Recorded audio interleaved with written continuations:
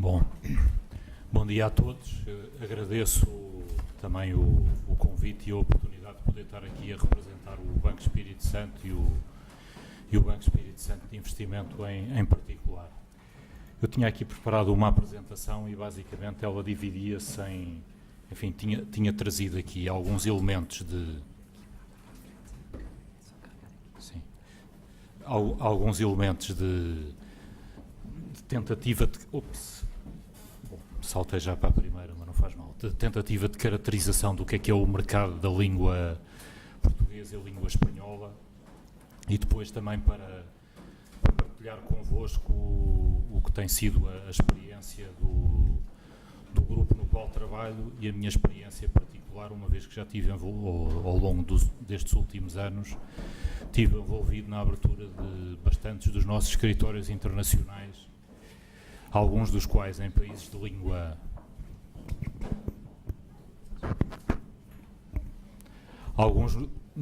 dos quais em países de língua portuguesa e espanhola e outros que não é? Pronto, começando aqui neste primeiro slide aqui um resumo para recordar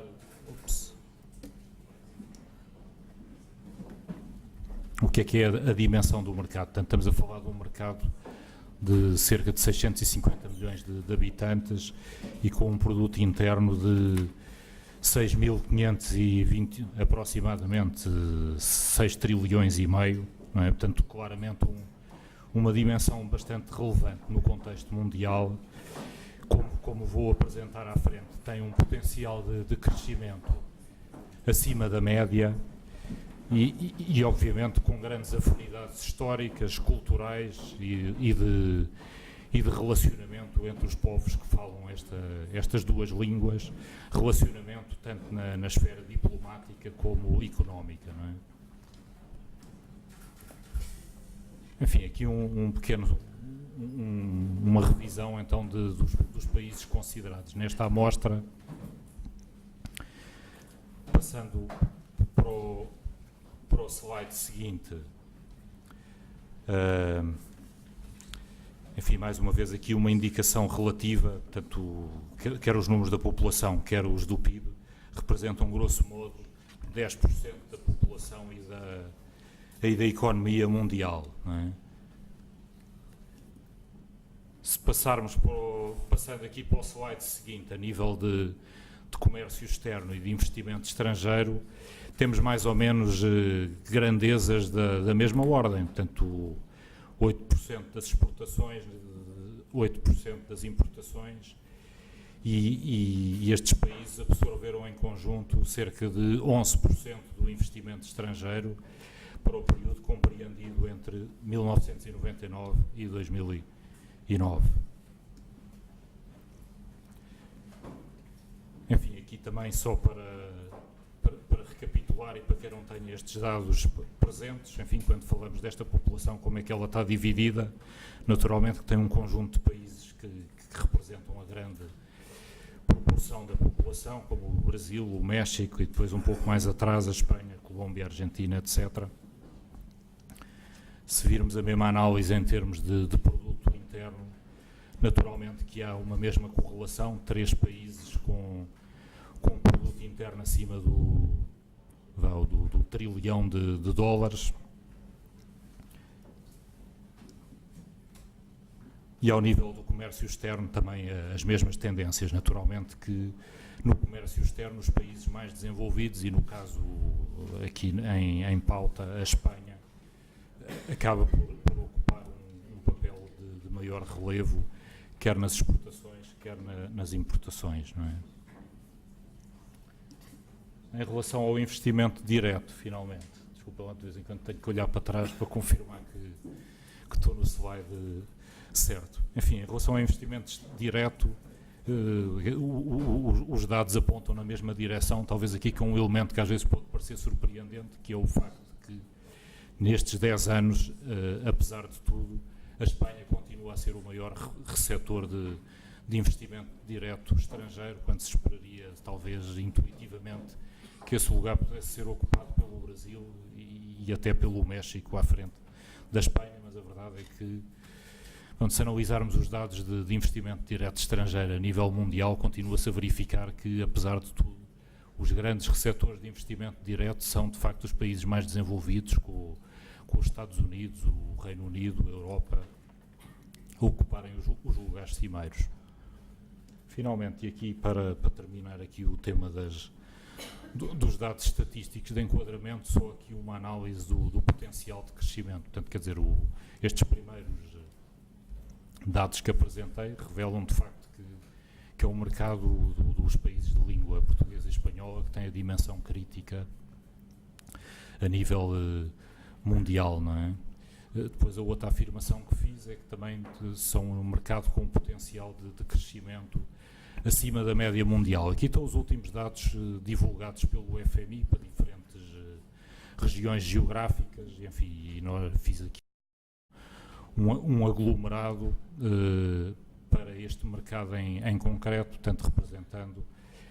atualmente 10,5% do PIB mundial e com uma expectativa de crescimento para o período de 2010-2015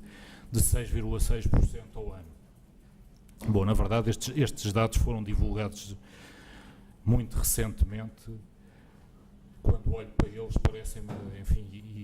e tendo presente a crise que se tem vivido recentemente, enfim, naturalmente tendemos a percebê-la de forma mais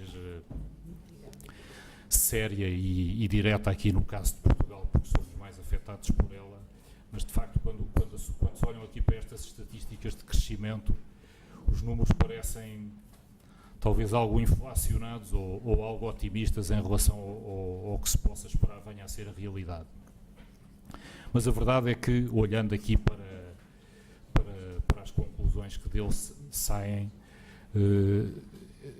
este conjunto de países tem um crescimento esperado da economia para os próximos, ao longo dos próximos 5 anos, de 6,6% acima dos principais blocos mundiais da Europa e da América do Norte, e apenas atrás da Ásia. Bom, e no caso da América Latina, embora aqui naturalmente que a América Latina compõe o grosso aqui destas expectativas de crescimento, juntamente com a África. Entrando aqui no tema ainda, antes de passar aqui à nossa experiência concreta do Banco Espírito Santo, o tema das afinidades históricas, culturais, de relacionamento, como eu resolvi aqui defini-las. Enfim, não é muito fácil definir de forma objetiva o que é que isto quer dizer na prática, e como o António ilustrou com muitos exemplos, é difícil, se calhar, teorizar, mas na prática os exemplos das histórias e das experiências de quem está envolvido em processos de internacionalização neste espaço de língua, as experiências acumulam-se e em primeiro lugar há aqui claramente uma grande facilidade de comunicação e compreensão, e aqui um conjunto de valores comuns, não é, associados às nossas línguas. Eu digo facilidade de comunicação e compreensão, obviamente que o português e o castelhano não são a mesma língua, mas como o António disse, e o João Pedro também referiu isso, na experiência de negócios acabamos por ter mais facilidade em comunicar,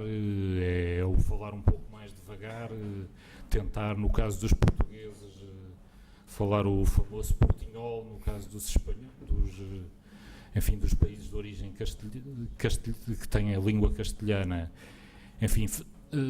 normalmente adaptam-se menos bem à língua portuguesa, mas realmente falando devagar também, de um modo geral, há uma grande facilidade de comunicação e compreensão. Este tema dos valores comuns, enfim, também é difícil tipificar o que é que isto quer dizer, mas o António deu um excelente exemplo com o tema da importância do jantar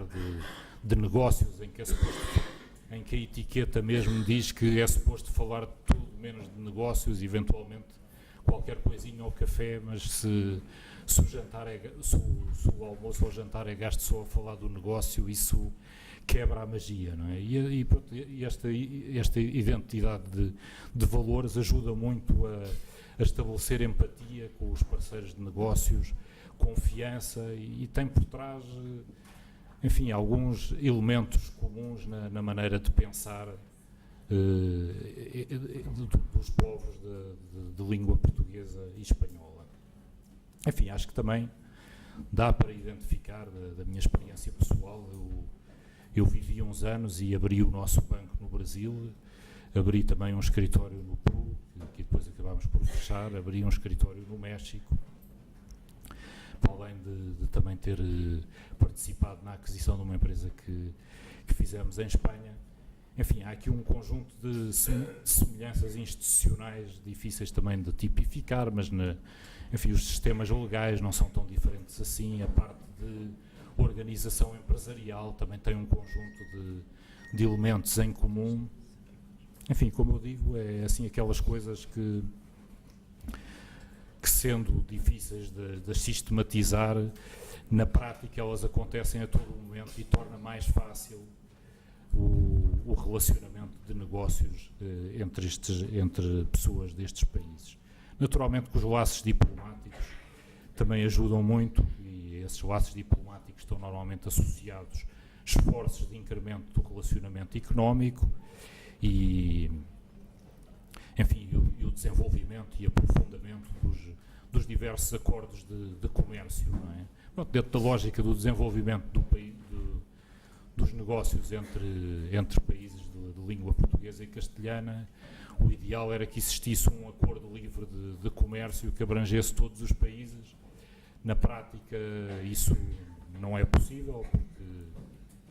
enfim, no caso de Portugal e Espanha, pela sua integração na União Europeia, enfim, todo o tipo de acordos que pretendam fazer bilaterais estão bastante condicionados também pelos acordos gerais da União Europeia, que tem também, como sabem, há a intenção de estabelecer um acordo de livre comércio com o Mercosul para, enfim, tem vindo a ser discutido e foi, enfim, foi recentemente anunciado que deverá ser posto em prática em 2012, enfim, dentro dos próprios países da América Latina. Temos, por um lado, alguns países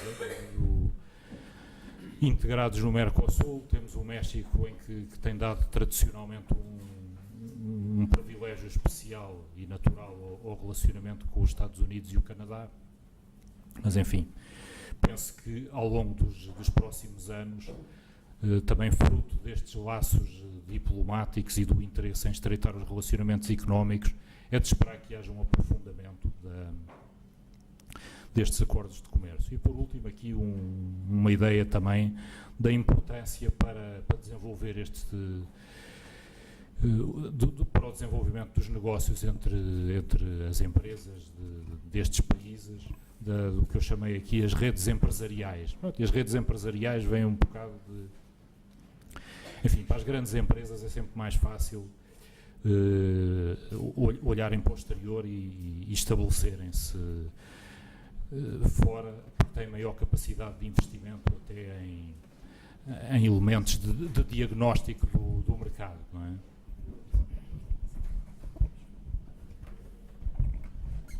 Enfim, estou a ver que isto não... Quanto mais longe, melhor. É. Bom, então espero que agora fique um pouco melhor. Eu estava a dizer aqui, para as grandes empresas é relativamente mais fácil. Para as empresas mais pequenas, eu acho que um elemento que apoia muito a sua capacidade de expansão para estes mercados tem a ver com a existência de outras empresas com as quais já existem relacionamentos e que já estão presentes nesses mercados, não é? Em particular, eu penso que no caso o sistema financeiro e os bancos dão uma grande ajuda nesse processo, e eu vejo que tem sido essa a nossa experiência em concreto, enfim, como sendo dos bancos portugueses mais internacionalizados para este espaço económico, e também dos nossos colegas espanhóis, que aí têm uma presença bastante mais alargada e diversificada, e portanto o facto dos bancos já estarem facilita todo o trabalho de instalação e de abertura de relacionamentos, comércio, etc.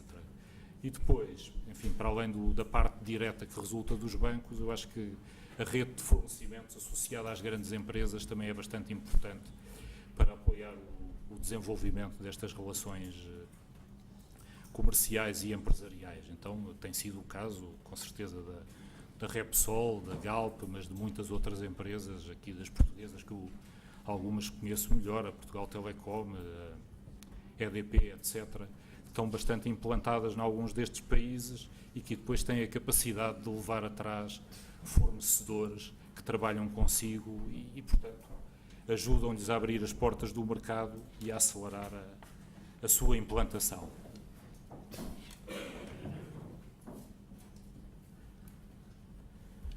Então, aqui em conclusão, antes de passar, depois passo brevemente aqui a nossa experiência, só resumindo o que é que eu vejo que é o racional de abordagem a este espaço de língua como espaço económico e como mercado-alvo, não é? Portanto, então, a dimensão relevante no contexto mundial, o potencial de crescimento acima da média, as afinidades. Ainda aqui, enfim, lembrei-me também de destacar que para algumas empresas já olham este contexto e que pode ser bastante relevante também, que é, eu aqui cingi a minha análise considerando o mercado da língua como um dos países que têm essa como a língua oficial, mas depois existem, no fundo, todas as comunidades que estão dispersas em diversos países pelo mundo e que têm origem ou hispânica, considerando aí num contexto alargado, proveniente de países que tenham a língua oficial, o castelhano, ou também de português, uma vez que há muitas comunidades portuguesas e brasileiras pelo mundo fora. Portanto, só para ilustrar, no último censo americano, cerca de 16% da população americana é considerada hispânica, que tem como principal língua de comunicação entre si o castelhano. Portanto, isso representa só esse mercado 50 milhões de pessoas, e alguns, por exemplo, no caso de alguns bancos espanhóis, têm estado a investir bastante no mercado norte-americano com o objetivo de servir especificamente essas comunidades. Portanto, em conclusão, que este é um mercado que pode ser abordado pelas empresas como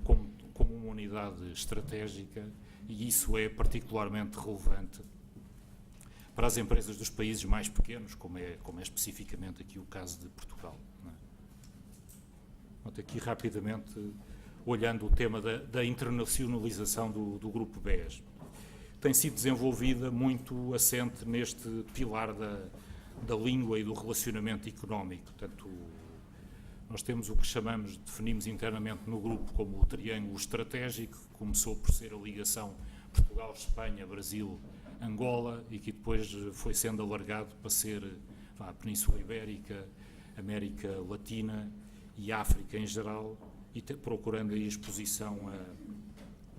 a economias emergentes com elevado crescimento, com o objetivo de apoiar também o crescimento das empresas que são nossas clientes e tentando exportar aquilo que nós consideramos que foram competências que fomos adquirindo ao longo do tempo em diversas áreas de negócio, como as que ilustrei aqui, na private banking, banca de empresas, banca de investimento, trade finance. Não é? Enfim, aqui um resumo dos países onde temos desenvolvido as nossas principais atividades: Angola, Brasil, Espanha. Enfim, no caso do banco e da atividade financeira, naturalmente que a presença nas grandes praças financeiras internacionais é sempre um complemento da nossa presença direta nestes mercados de língua. Então temos também uma presença relevante no Reino Unido, como em Nova Iorque, e também, como vou destacar à frente, também em Hong Kong. Não é?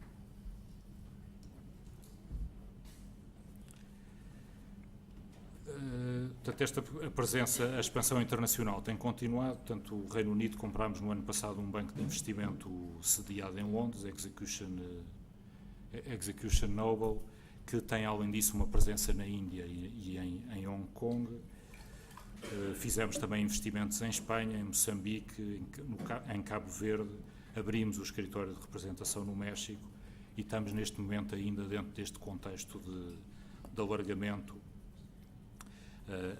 a negociar a abertura de uma sucursal em Hong Kong, a negociar o estabelecimento de uma parceria na África do Sul e, em concreto, na banca de investimento. Estamos à espera de uma autorização do governo angolano para abrir um banco e uma corretora em Luanda. E aqui, resumidamente, em números, o que é que isso já representa? Hoje a nossa atividade internacional, em 2010, representou 65% das nossas receitas e 66% do nosso lucro. Aqui estou-me já a referir em específico à banca de investimento. E aqui na banca de investimento é interessante também destacar que nós, enfim, para além dos nossos grandes mercados são o Brasil e Espanha, mas, por exemplo, ao longo dos últimos anos abrimos também um escritório já relativamente importante em Varsóvia, na Polónia, onde sofremos pela negativa todas as caricaturas que o António ilustrou enfim, o negócio lá é tudo feito através de tradutores, todo o relacionamento com as empresas, mesmo a maior parte das empresas, o setor público, poucas pessoas falam inglês e os polacos não gostam de fazer negócio em inglês, portanto, tudo o que fazemos tem que ser naturalmente com a nossa equipa local de polacos, mas que depois requer, nesse tema de tradução, muita confiança, porque muito do que fazemos, assinamos, decidimos, é baseado em algo que nos é apresentado por terceiros e que nós verdadeiramente não temos a capacidade de compreender. É completamente diferente chegar ao Brasil, naturalmente, ou ao México, destas outras duas experiências que mencionei, e uma pessoa, enfim, o facto de conseguir ler o jornal, ouvir a televisão e entender, apanhar um pouco o que se está a passar, faz muita diferença, não é? Pronto, e por último, só aqui para ilustrar, então, hoje, a nível do grupo como um todo, portanto, nós temos hoje mais de metade das nossas receitas são geradas internacionalmente e dentro e cerca de 40% dos nossos resultados. E aí, apesar de termos outros mercados, estes mercados de afinidade linguística são os mais representativos e é expectável que continuem a ser nos anos vindouros, não é?